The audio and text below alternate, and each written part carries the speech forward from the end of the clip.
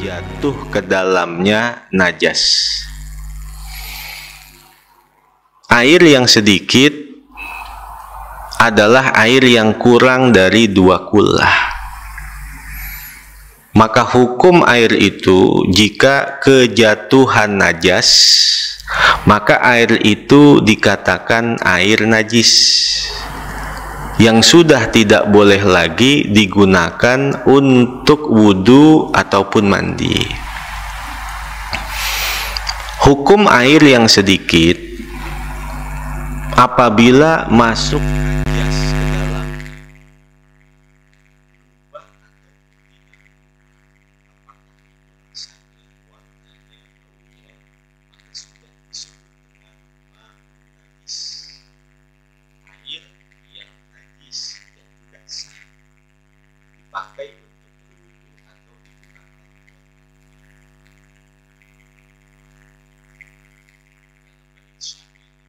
dia berkata zammi, zammi, zammi, kumpul, kumpul, kumpul. Maka sejak itulah disebut dengan air zam-zam.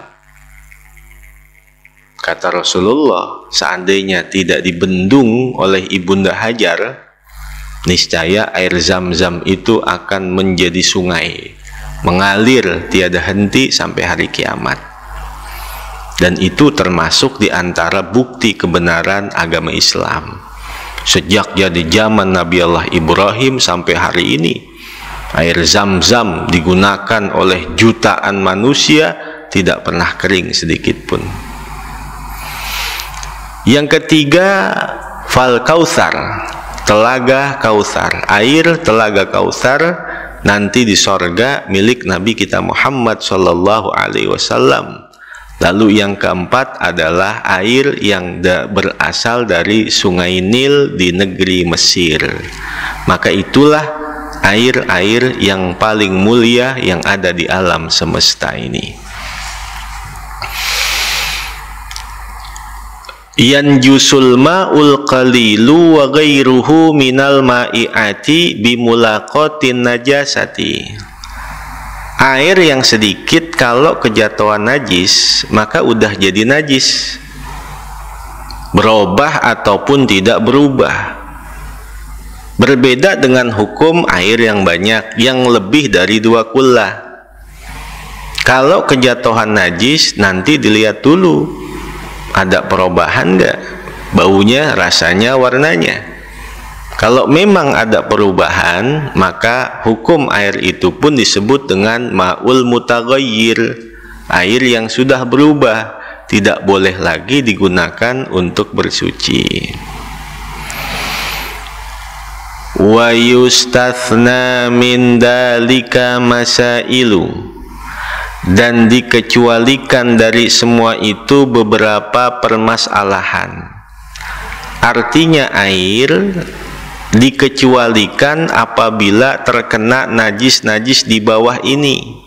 Yang pertama, ma la yudrikuhu tarfu, najis yang tidak dapat dilihat oleh pandangan mata.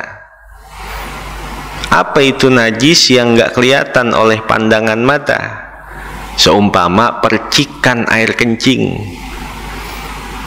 Makanya di Indonesia ini satu organisasi yang sudah loyalitas memberikan kemaslahatan besar untuk bangsa dan negara, yaitu NU dan Muhammadiyah.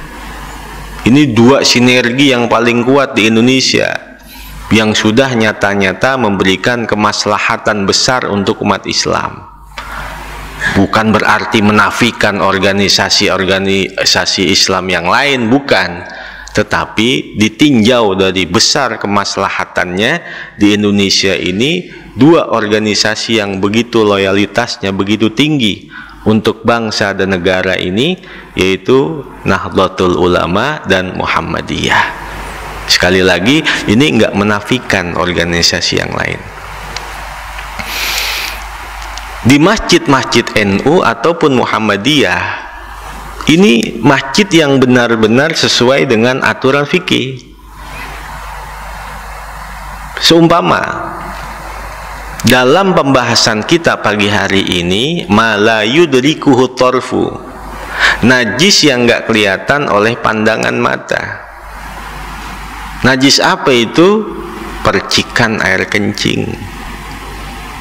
Makanya lihat di masjid-masjid NU, masjid-masjid Muhammadiyah, antara tempat buang air kecil dengan tempat wudhu itu diselangi dengan kolam-kolam kecil yang diisi dengan air. Tujuannya apa? Supaya orang yang setelah buang air kecil itu nanti telapak kakinya berendam di kolam-kolam kecil, kemudian dia berwudu, masuk ke masjid sudah steril. Hadza ala sabilil ihtiyat. Inilah jalan kehati-hatian dalam urusan beribadah. Itu yang pertama. Hukum air tetap menjadi suci apabila terkena satu najis. Yang pertama, najis yang tidak dapat dilihat oleh pandangan mata. Yang kedua, wa maitatun la damalaha sailun illa in ghayyarat au turihat. Bangkai binatang yang tidak memiliki darah yang mengalir, kecuali dengan syarat apabila menyebabkan perubahan pada air tersebut, atau kecuali jika dijatuhkan secara sengaja-ngaja. Sebagai contoh, kita punya segelas kopi seperti ini. Kejatuhan bangkai binatang yang tidak memiliki darah yang mengalir, seperti semut, nyamuk, lalat, dan binatang-binatang kecil yang lain. Itu yang disebut dengan binatang yang tidak memiliki darah yang mengalir, serangga-serangga kecil. Seumpama masuk ke kopi kita, lalat, jatuh dengan sendirinya. Dan hukum air itu, hukum air yang sedikit, jatuh ke dalamnya, maka hukum air tersebut tetap suci, boleh diminum. Kecuali apabila lalat itu masuk ke dalam gelas secara sengaja-ngaja, dilemparin begitu ke dalam gelas, maka hukumnya menjadi najis. Tapi kalau jatuh dengan sendirinya, itu lalat masuk ke gelas kopi kita, maka air itu tetap suci, boleh diminum. Bahkan dalam satu hadits ada pembahasan tentang lalat, bahwa lalat itu satu sayapnya adalah penyakit dan satu sayap yang lain adalah penawarnya. Sehingga minuman apabila masuk lalat itu sudah cukup steril, karena satu bagian sayapnya adalah penyakit, satu sayap bagian lainnya adalah penawarnya. Bahkan dalam kitab Hayatu Hayawanil Kubra li Syekh Al-Imam Ad-Damiri, ahrasul asya'i dubab wa aqnaul asya'i ankabut. Binatang yang paling sabar, yang paling qanaah, yang paling menerima, ankabut, laba-laba. Binatang yang paling rakus, binatang yang paling tomak, binatang yang nggak pernah cukup adalah lalat. Dan menjadi bagian daripada sunnatullah, binatang yang paling rakus menjadi santapannya binatang yang paling sabar. Lalat jadi santapannya laba-laba.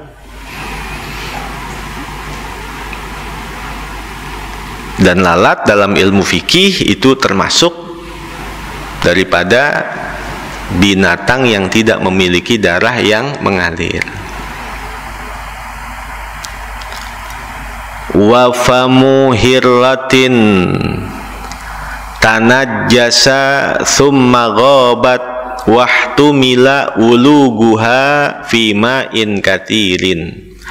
Yang ketiga yang dimaafkan juga adalah mulut seekor kucing yang bernajis, lalu dia hilang, maka diduga kesucian air tersebut yang banyak apabila terjilat oleh kucing tersebut. Seekor kucing habis makan tikus, mulutnya berdarah-darah, berarti mulut itu kucing bernajis. Lalu dia masuk ke rumah kita, di rumah kita ada air, airnya air yang banyak, dan kita tidak mengetahui itu kucing menjilat air ataupun tidak, maka hukum air itu disebut tetap adalah hukum air yang suci dan mensucikan, li adamil ihtiraz namanya, karena kesulitan kita untuk menjaganya. Emang kita mau ngeliatin kucing aja, dia mau lari kemana, itu ada kesulitan namanya. Al-masyaqqah yuzal, hal-hal yang mendatangkan kesulitan harus dihilangkan. Al-masyaqqah tajlibu taisir, hal-hal yang menyulitkan justru mendatangkan kemudahan. Dalam madhab kita Al-Imam Asy-Syafi'i ada dua bangkai yang halal, yaitu bangkai belalang dan bangkai ikan.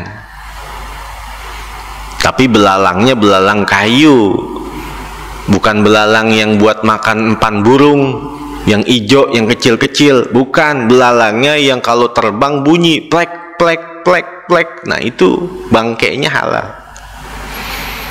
Yang kedua ikan. Ikan itu bangkainya halal, tetapi sehalal-halalnya bangkai ikan, tetap tai ikan itu najis. Ketika ibu-ibu memasak ikan, harus wajib disiangin dulu, dibuang tainya, dibuang kotorannya. Bangkai ikan halal, benar, tapi tainya tetap najis. Wajib disiangin dan dibersihkan. Ya mungkin orang bertanya, iya kalau yang gede-gede ikannya, kalau ikan teri bagaimana? Apalagi teri Medan, tuh nyianginnya bagaimana tuh? Itu masuk kaidah al-masyaqqah yuzal. Hal-hal yang sulit harus dihilangkan. Al-masyaqqah tajlibu taisir. Sesuatu yang sulit justru mendatangkan kemudahan. Ini berdasarkan hadits Nabi kita Muhammad sallallahu alaihi wasallam, yassiru wala tu'assiru, basyiru wala tunaffiru. Mudahin, kata Nabi, jangan disulit-sulitin. Gembirain orang, jangan ditakut-takutin. Sumpama ada preman ingin tobat, di badannya sekujur badan tato naga, dia pengen tobat. Kalau tahun 90-an orang yang badannya bertato disetrika, malah bikin rusak badan kita, anggota tubuh kita, organ tubuh kita yang dalam itu bukan punya kita, itu hanya pinjaman dari Allah. Sehingga mohon maaf, ada sebagian orang menulis wasiat sebelum meninggal. Kalau saya meninggal, nanti mata saya akan saya wakafkan. Kalau saya meninggal, ginjal saya akan saya wakafkan, jantung saya akan saya wakafkan. Anggota tubuh kita dari ujung pala sampai ujung kaki bukan punya kita. Kita pun hanya digunakan untuk memakainya. Hak guna pakai, bukan hak memiliki. Sesuatu yang bukan hak milik kita, maka kita tidak boleh memberikan kepada orang lain atau menghadiahkan kepada orang lain, karena itu bukan punya kita. Mata kita, ginjal kita, jantung kita, seluruh anggota badan kita itu kita hanya dipinjemin sama Allah buat make doang. Nggak boleh dirusak, nggak boleh dikasih orang. Bagaimana dengan hukum donor darah? Diambil darah kita, oh itu nggak apa-apa kalau darah itu ada sirkulasinya. Beda dengan anggota tubuh. Itu bukan hak milik, kita hanya hak guna pakai, bukan memiliki. Karena sesuatu yang bukan milik kita itu tidak boleh diberikan kepada orang lain. Jadi orang yang seumpama sekujur badannya ada tato, dia ingin taubat dan tidak punya biaya untuk menghilangkannya, sunnah ketika dia sholat, seumpama tatonya di tangan, pakai tangan panjang. Di tangannya sekujur badan tato, kalau sholat pakai tangan panjang. Tujuannya apa? Untuk menutupi daripada kulit-kulit yang waktu wudu, waktu mandi secara hakikat memang tidak sah. Tapi karena udur, lantaran menghilangkannya seumpama mengeluarkan biaya-biaya yang besar, maka cukup sudah dengan syarat taubatan nasuha. Itu namanya yasiru wala tu'asiru, basyiru wala tunaffiru. Wa kadzalika sabiyyu idza tanajjasa tsumma ghaba wahtumilat taharatuhu. Demikian pula anak-anak kecil, apabila dia bernajis kemudian dia hilang, maka tetap diduga kesucian air tersebut. Anak kecil bahasanya asobi. Orang tua yang ditinggal wafat anak-anaknya sebelum usia baligh, maka itu menjadi dakhirah, menjadi syafa'ah buat kedua orang tuanya pada hari kiamat nanti. Nanti tuh anak nyari-nyari bapaknya, ditarik-tarik tuh bapaknya, sama seperti seorang anak kecil kalau minta jajan suka narik-narik baju bapaknya. Maka orang tua yang dalam kehidupan dunia ini ditinggal wafat oleh anaknya sebelum usia baligh, nanti bangkit pada hari kiamat ditarik-tarik tuh sama anaknya sampai orang tua itu masuk ke dalam sorga, dengan syarat dia sabar, ikhlas menerima takdir dan qada dari Allah Subhanahu wa ta'ala. Maka hukum sholat jenazah adalah fardu kifayah. Sudah gugur fardu kifayah walaupun yang mengerjakan itu hanya satu orang anak kecil. Sedangkan dalam pelaksanaan hukum, anak kecil itu tidak menggugurkan fardu kifayah. Yang pertama sholat jenazah, yang kedua menjawab salam, yang ketiga pelaksanaan haji, yang keempat pelaksanaan umroh. Maka hukum fardu kifayah itu tidak menjadi gugur dengan sebab dilakukan oleh anak-anak kecil itu. Sumpama orang tua ngajak anak kecil pergi haji atau umroh, maka belum gugur kewajibannya setelah anak itu dewasa, wajib mengulang hajinya, wajib mengulang umrahnya. Atau ketika orang itu mengucapkan salam, maka yang menjawab semua anak-anak kecil, maka hukum fardu kifayahnya belum gugur kalau semuanya menjawab adalah anak-anak kecil, bukan orang dewasa. Ataupun sholat berjamaah, makmumnya semuanya anak kecil, maka hukum fardu kifayah tidak menjadi gugur karena anak kecil tidak memenuhi syarat untuk menggugurkan pelaksanaan sholat berjamaah yang secara hukum adalah fardu kifayah. Ini mayoritas jumhur madhab al-imam asy-Syafi'i.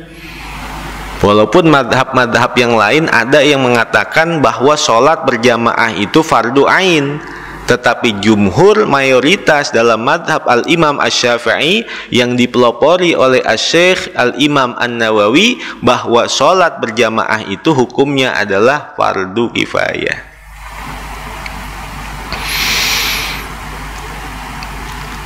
Wal qalilu min dukhonin najasati, dan dimaafkan pula yang sedikit dari asap-asap najis. Asap-asap yang berasal dari najis itu dimaafin. Wal yasiru minas sya'rin najisi, dan yang sedikit dari rambut-rambut yang najis. Apa artinya rambut yang najis? Binatang yang dagingnya haram dimakan, maka bulu-bulu rontokannya najis. Binatang yang dagingnya haram dimakan, maka susunya najis. Contoh kucing. Kucing itu binatang yang dagingnya haram dimakan, maka bulu-bulu rontokannya najis. Kalau kebanyakan itu bulu kucing, sulit menghilangkannya, dimakfu dengan syarat ada usaha terlebih dahulu. Di baju kita banyak bulu kucing, kita mau sholat, bersihkan dulu, bersihkan dulu. Maka yang mudah wajib dibersihkan, yang sulit dimaafkan. Jadi rumus dari binatang yang dagingnya haram dimakan, maka bulu rontokannya najis. Binatang yang dagingnya haram dimakan, maka susunya najis. Susu kucing seumpama, susu kucing ya najis. Atau seumpama yang dijual di warung-warung, susu beruang. Beruang halal apa haram? Haram, karena berkuku tajam. Berarti beruang itu dagingnya haram dimakan, susunya najis. Itu kok dijualin di warung-warung susu beruang? Itu merek doang. Susu fermentasi merek doang, bukan benar-benar susu beruang. Kalau memang benar-benar susu beruang, najis, haram, nggak boleh. Maka semua yang berasal dari yang dagingnya haram dimakan, susunya najis, kecuali manusia. Al-insan hayawanun natiq. Dalam ilmu balaghah, manusia itu adalah binatang yang pandai berbicara, karena sama terbuat dari tanah. Binatang dan manusia sama terbuat dari unsur tanah dan unsur air. Maka binatang yang dagingnya haram dimakan, susunya najis. Maka manusia itu dagingnya haram dimakan, tetapi air susunya dan rontokan-rontokan rambutnya suci dan halal. Susu halal, rontokan-rontokan rambutnya adalah suci, bukan najis. Bahkan satu riwayat, laki-laki dan perempuan itu disunahkan dalam per 40 hari itu mencukur bulu ketiaknya dan bulu kemaluannya, dibersihkan. Itu termasuk di antara bagian sunnah. Bulu ketiak bersihkan, bulu kemaluan bersihkan, jangan sampai lebih dari 40 hari. Bahkan Profesor Dr. Naik L. Tobing, ahli dalam urusan seksual, itu memberikan dampak yang baik buat laki-laki yang sering-sering dicukur bulu kemaluannya. Itu dapat memperkuat staminanya. Kalau kemarin-kemarin Jakarta Bogor, rajin-rajin dikerok, Jakarta Bandung. Tapi seorang perempuan yang sering-sering dicukur bulu kemaluannya, itu dapat mengurangi syahwatnya. Allah Subhanahu wa ta'ala menciptakan akal 1000 bagian. 999 akal Allah berikan untuk akal Nabi kita Muhammad. Sisa satu. Yang satu Allah pecah menjadi 10. 9 Allah berikan untuk para nabi, para rasul, para ulama, para salihin, para aulia. Sisa satu. Satu Allah pecah lagi jadi 10. Yang 9 Allah berikan untuk laki-laki, yang satu Allah berikan untuk perempuan. Jadi 9 akal untuk laki-laki, 1 akal buat perempuan. Urusan akal, laki-laki lebih banyak akalnya dari perempuan. Ada seorang suami ngakal-ngakal, dia pengen kawin lagi. Bagaimana caranya? Akhirnya dicari akal. Pagi-pagi dari masjid dia ngadu sama istrinya, "Mah, tadi saya ketemu Pak Ustadz." Kata Pak Ustadz, "Dilihat jari tangan saya." "Waduh Pak, ini garis tangan yang model seperti ini garis tangan seorang suami yang istrinya 2. Oh begitu, emang dia ngakal-ngakal biar diizinin kawin lagi begitu. Kata Pak Ustadz, "Mah, ini garis tangan yang begini nih suami yang istrinya 2. Oh begitu ya Pak? Iya. Istrinya nggak mau kalah juga. Kemarin saya juga ketemu sama ustadzah Pak, garis tangan mama dilihat juga. Kata ustadzah, "Ibu, ini garis tangan yang begini, ini istri yang bakal bisa ngebunuh suaminya." Kata istrinya, "Itu ustaznya yang ngomong." Mendengar itu kata suaminya, "Yaudah, nggak jadi dah. Jadi urusan akal, laki-laki banyak akalnya 9, perempuan 1. Tapi urusan hawa nafsu, Allah ciptakan hawa nafsu 100. 99 hawa nafsu Allah berikan untuk perempuan. 1 hawa nafsu buat laki-laki. Tapi dari 99 hawa nafsu yang ada pada diri seorang perempuan hampir tidak tampak lantaran ditutupi oleh rasa malu.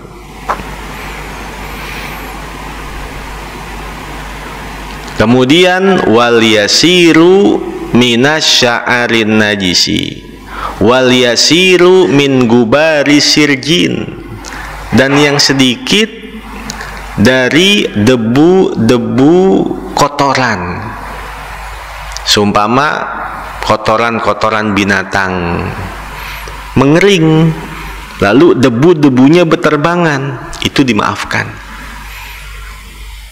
Di jalanan kadang-kadang orang suka buang bangkai tikus. Bangkai tikus itu mengering, lalu bulu-bulunya, debu-debunya berterbangan. Kita sedang naik motor menuju masjid, menempel dan sedikit, dimaafkan. Li adamil ihtiraz namanya, karena ada kesulitan untuk menghindar dari semua itu.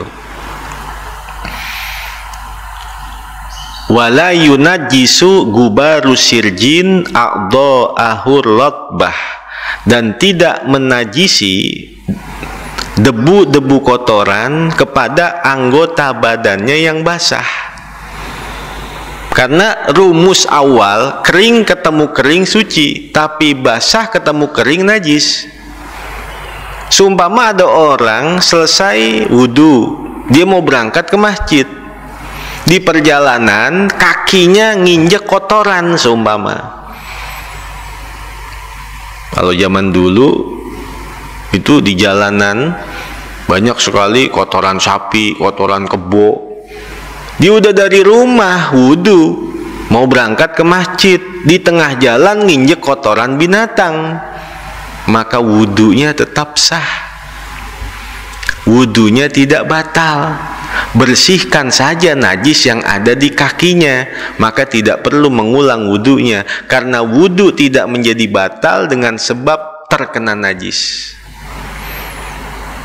Li'annal wudhu toharoh qawiyah, karena wudhu itu adalah alat suci yang kuat, sehingga seandainya orang itu belum istinja dari sehabis buang air kecil, sehabis buang air besar, dia belum istinja, dia belum cebok, tapi wudu terlebih dahulu, sah wudunya. Berbeda dengan tayamum. At-tayamum toharah dhaifah. Tayamum itu adalah alat bersuci yang lemah. Seandainya orang itu bertayamum sedangkan dia belum istinja, maka tidak sah tayamumnya. Itu nanti akan panjang pembahasan pada bab tentang tayamum dan wudu.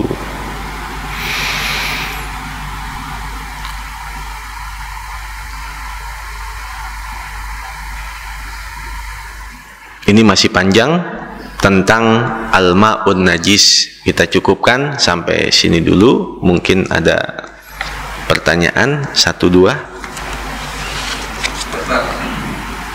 Ya. Mengenai air kecil, air seni ya. Ya. Kalau seorang bayi pasti mengatakan seorang yang suci ya. Ya. Nah, bagaimana dengan air seninya jika dia seorang ibunya terkena air seni? Bagaimana? Najis ada najis mukhaffafah, najis mutawassithah, najis mughallazah. Dikatakan mukhaffafah ringan karena sangat ringan membersihkannya. Disebut dengan mutawassithah karena sedang, tidak terlalu sulit, tidak terlalu mudah untuk menghilangkannya. Disebut dengan mughallazah karena berat, sulit cara menghilangkannya. Maka najis mughallazah itu adalah kotoran-kotoran anjing dan babi serta jilatan-jilatannya. Itu mughallazah, yaitu dicuci dengan 7 kali basuhan, salah satunya dicampur dengan tanah. Itu mughallazah. Kalau mutawassithah adalah seluruh najis-najis, kencing, kotoran, bangkai, darah, nanah, itu najis mutawassithah. Cara menghilangkannya yaitu dengan menghilangkan ainnya dan menghilangkan asar-asarnya, bekas-bekasnya, warnanya, rasanya, dan baunya. Lalu yang ketiga najis mukhaffafah, yaitu najis yang ringan. Disebut ringan karena cara menghilangkannya mudah. Apa itu? Air kencing dari bayi laki-laki yang belum memakan sesuatu, hanya air susu ibunya saja. Kalau dia digendong kencing di pakaian kita, cukup peres aja, peres sampai kering, peres sampai hilang airnya, ambil air. Selesai. Dengan catatan hanya air kencing bayi laki-laki yang belum makan apa-apa kecuali hanya air susu ibunya saja. Bagaimana dengan buang air besarnya? Nah, itu udah najis mutawassithah. Bagaimana dengan bayi perempuan? Sama, ASI, belum makan apa-apa. Kalau dia kencing, tetap najisnya mutawassithah, bukan mukhaffafah. Apa perbedaannya antara bayi laki-laki dengan bayi perempuan? Kenapa kalau bayi perempuan najisnya mutawassithah, sedangkan bayi laki-laki najisnya mukhaffafah? Dari kecil kencing perempuan itu lebih lengket dan lebih bau, sedangkan kencing bayi laki-laki itu licin dan tidak terlalu bau. Yang kedua, penciptaan laki-laki itu berasal dari unsur tanah dan air. Unsur tanah air Nabi Allah Adam suci, sedangkan unsur penciptaan perempuan adalah dari darah dan tulang. Nabi Allah Adam diambil tulangnya dan dicampur darahnya sehingga diciptakanlah Hawa dari tulang rusuknya dan darahnya. Sedangkan hukum darah najis. Maka dari situlah kenapa bayi laki-laki kencingnya berbeda dengan kencingnya bayi perempuan.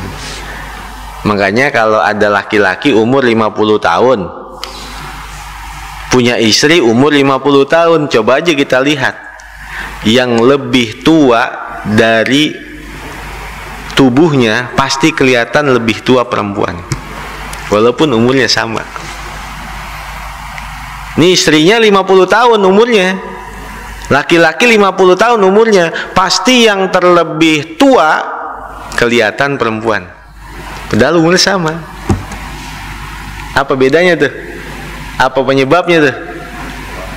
Karena kalau bayi perempuan umur 2 tahun sudah disapih, tidak asih lagi. Tapi kalau bayi laki-laki sampai 60 tahun, 70 tahun masih asih aja, nggak mau disapi-sapi. Pak Anto belum diasah, belum disapi dia itu, masih asih aja, asih ya. Jadi kelihatannya muda terus. Cukup ya. Nah, jadi hanya kencing bayi laki-laki, bukan bayi perempuan. Syaratnya belum makan apa-apa, hanya air susu ibunya aja. Ya, terus. Terima kasih. Assalamualaikum warahmatullahi wabarakatuh. Waalaikumsalam. Saya ada dua. Yang pertama, tadi kan mengatakan tentang binatang yang tidak punya darahnya. Kalau masuk ke dalam minuman kita itu ada seperti nyamuk.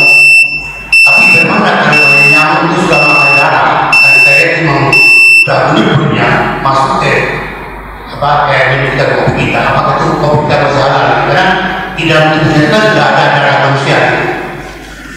Kemudian yang kedua, kalau saya salah ada Hukum nyamuk tadi ya? Ya, yang pertama nyamuk. Ya. Yang kedua ini tadi kalau saya kata berarti kan bisa mengatakan kalau kita orang kecil berbisnisnya, kemudian kita buruk, itu sah. Kalau saya kata dari kita, terima kasih. Ya. Dalam satu penelitian, satu-satunya binatang dari semua binatang yang ada yang kalau dia lapar justru dia hidup, tapi kalau dia kenyang justru dia mati. Binatang apa itu? Nyamuk. Innal ba'udah asyad maja'at wa in saminat matat. Nyamuk itu yang bisa berterbangan, yang hidup itu dalam keadaan lapar. Kalau dia kenyang, mati. Maka nyamuk itu mampu menyisakan ruang kosong di perutnya, jangan sampai kekenyangan. Kalau kekenyangan, tuh nyamuk mati. Itu berdasarkan penelitian ahli-ahli kedokteran. Maka bagian tubuh manusia yang sama seperti nyamuk, hati. Kenapa hati manusia sama seperti nyamuk? Innal qalba idza mala'at bihubbid dunya matat. Hati manusia kalau penuh dengan cinta dunia, mati dia. Nggak ada ruang kosong buat hidayah, nggak ada ruang kosong buat taufik, nggak ada ruang kosong buat ilmu, nggak ada ruang kosong buat Allah. Hati yang penuh dengan hubbud dunia mati. Sama kayak nyamuk kalau kenyang mati. Maka begitulah hati manusia. Kalau dia kenyang, penuh sama hubbud dunia, mati itu hati. Hubbud dunia ra'su kulli khati'ah. Cinta dunia adalah inti dasar dari segala dosa. Cinta dunia. Bukan kita nggak boleh punya dunia. Dunia dalam genggaman aja, tapi jangan dimasukin ke hati. Punya jabatan, kita punya harta, kita punya uang, cukup di genggaman aja. Jangan sampai masuk ke dalam hati. Itu nyamuk. Jadi yang berterbangan keluar mencari nafkah, itu nyamuk yang betina. Ternyata nyamuk yang jantan itu tidak pernah keluar. Nyamuk yang jantan dia nungguin telur sampai menetas. dan dia yang menunggu anak-anaknya dan telur-telurnya sampai besar, sedangkan nafkahnya yang memenuhi adalah betinanya. Jadi kalau ada seorang laki-laki, seorang suami kagak mau bekerja, ngandelin dari nafkah istrinya, berarti itu sama kayak jadi nyamuk itu kan perutnya darah mulu. Kalau seandainya nyamuk itu kita sedang sholat, kita menepuknya gitu, seumpama darah yang sedikit di pakaian dimaafkan, darah yang berasal dari luka di tubuh kita mengenai pakaian sedangkan kita sedang sholat dimaafkan. Artinya dimaafkan, tetap sah sholatnya. Tapi kalau bangkainya tetap ada, maka hukum sholatnya tidak sah. Nyamuk mati, nyamuk mati ada di kantong baju kita, kita tahu dan kita tidak membuangnya, maka sholatnya tidak sah karena itu bangkai. Seandainya nyamuk itu nyemplung ke air kita dan kita lihat air itu jumlahnya adalah air yang sedikit, dan dengan sebab nyamuk jatuh ke dalamnya tidak berubah, air itu tetap suci. Sedangkan kalau itu nyamuk jatuhnya lantaran unsur kesengajaan, kita cemplungin ke air, berubah nggak berubah udah najis karena ada unsur kesengajaan. Kalau dia jatuh sendiri suci dia, dengan syarat air itu tidak ada perubahan. Satu. Yang kedua, orang wudhu seumpama belum istinja, belum cebok dari buang air kecil, buang air besar, tapi dia wudhu terlebih dahulu, sah wudhunya. Pertanyaannya, lalu bagaimana dia membersihkan najis-najis di kemaluan depan atau seumpama kemaluan belakang?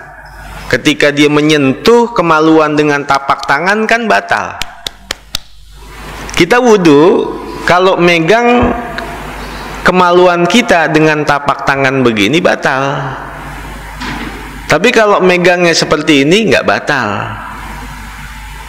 Itu kalau punya kemaluan sendiri, pegang begini batal. Helmnya kita pegang begini batal. Bersentuhan dengan tapak tangan begini batal. Tapi kalau begini nggak batal. Tapi kalau kita megang punya orang, semuanya batal. Ini punya orang, kita pegang ininya, batal. Maksudnya punya orang, anak kecil kita, dia mau buang air kecil, kita tatur, kita pegangin, kita udah wudhu, megang kemaluannya, batal. Menyentuh kemaluan itu hukumnya batal wudhu.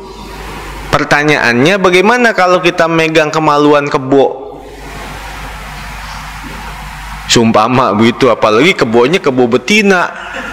Kita pikir, waduh 11-12 ini kayaknya ini kita pegang. Batal gak tuh wudhu ya? Nggak batal. Yang dikatakan batal adalah kemaluan manusia.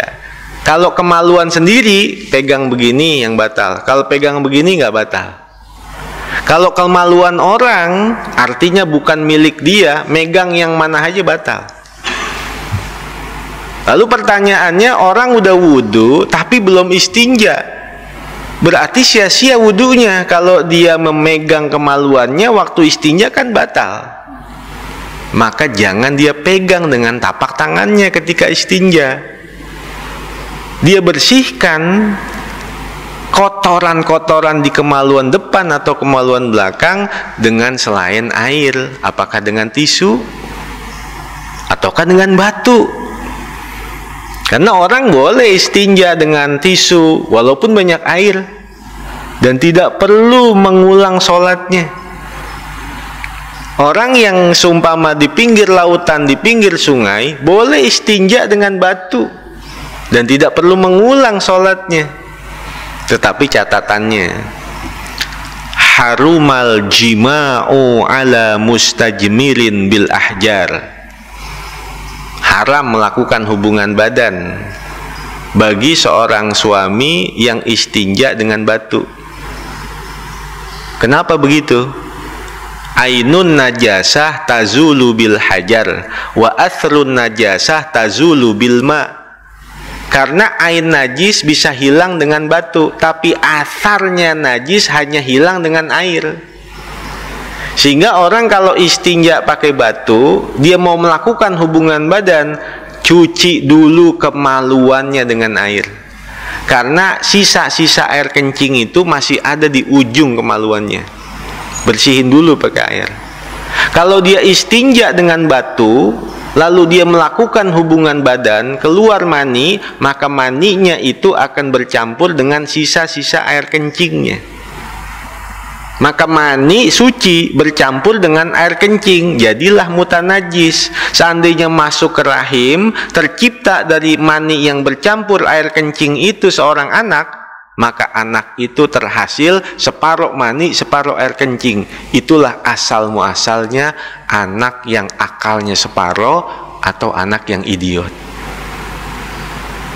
Itu bahayanya orang yang istinja pakai batu hubungan badan. Dia istinja, ada bahaya di situ.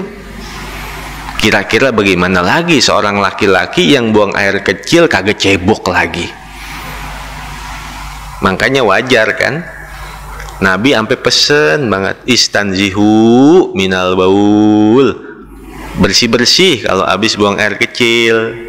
Karena yang disepelekan justru mendatangkan azab besar di alam kuburnya. Terus gara-gara air kencing. Cukup ya. Mudah-mudahan Allah berikan ilmu yang bermanfaat fid din wad dunya wal akhirah, dan Allah sehatkan badan kita, Allah panjangkan umur kita, dan Allah Subhanahu wa taala senantiasa memberikan petunjuk jalan kepada kita agar kita selamat dari dunia sampai akhirat. Bitilkan niyah. Al-Fatihah. A'udzubillahi minasyaitonirrajim. Bismillahirrahmanirrahim. Alhamdulillahirabbil alamin. Arrahmanirrahim. Maliki yaumiddin. Iyyaka na'budu wa iyyaka nasta'in. Ihdinas siratal mustaqim. Siratal ladzina an'amta 'alaihim ghairil maghdubi 'alaihim waladdallin. Bismillahirrahmanirrahim. Alhamdulillahirabbil alamin. Allahumma shalli wa sallim wa barik ala sayyidina Muhammad wa ala ali sayyidina Muhammad. Allahumma ighfir lana dhunubana wa liwalidayna warhamhuma kama rabbayana shighara. Allahumma ij'al jam'ana hadza jam'an marhuma wa tafarraqna min ba'dihi tafarraqan ma'suma wa la taj'alillahumma fina wa la minna wa la ma'ana wa la man yatba'una saqiyan wa la matrudan wa la mahruma. Allahumma maghfiratuka awsa'u min dunubina wa rahmatuka arja indana min a'malina. Wa sallallahu ala sayyidina Muhammadin wa ala alihi wa sahbihi wa baraka wa sallam. Walhamdulillahi rabbil alamin. Wallahu a'lam bissawab. Wassalamualaikum warahmatullahi wabarakatuh.